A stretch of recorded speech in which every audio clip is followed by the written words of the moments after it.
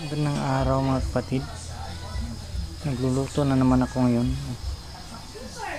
Siyempre gulay lang yung lulutuin natin. Tapos may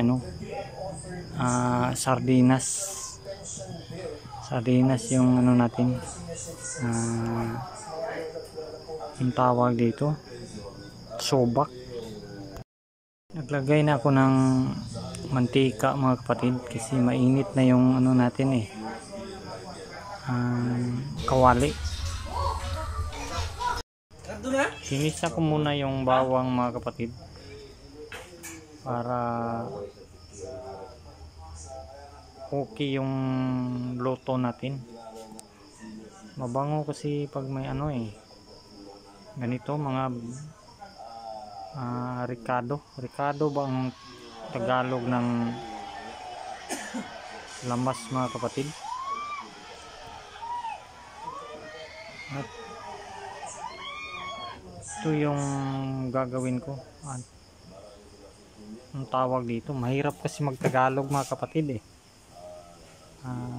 sardinas na yung sunod kong ilagay. Yan, binuksan ko muna ang sardinas para ayos yung pagkaluto.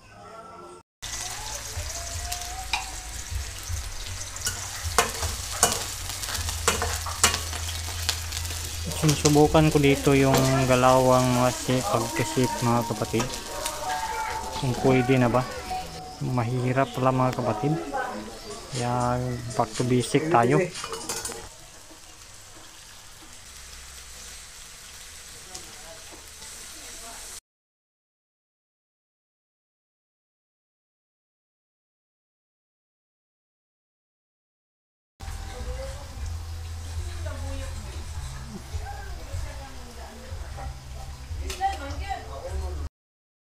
Gulay lang talaga yung kinakain ko palagi mga kapatid kasi may karamdaman ako kaya nag-iingat lang ako.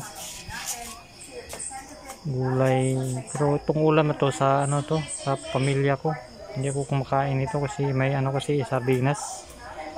Hindi ako kumakain ng sardinas kaya sila lang ang kakain ito. Kumain na sila dyan mga kapatid. Tingnan nyo. Pero si mother dyan hindi pa kumakain kasi may tumawag kasi sa kanya iwan ko lang kung sino tumawag sa kanya. Kumakain talaga dito lang sa labas kaya maraming salamat.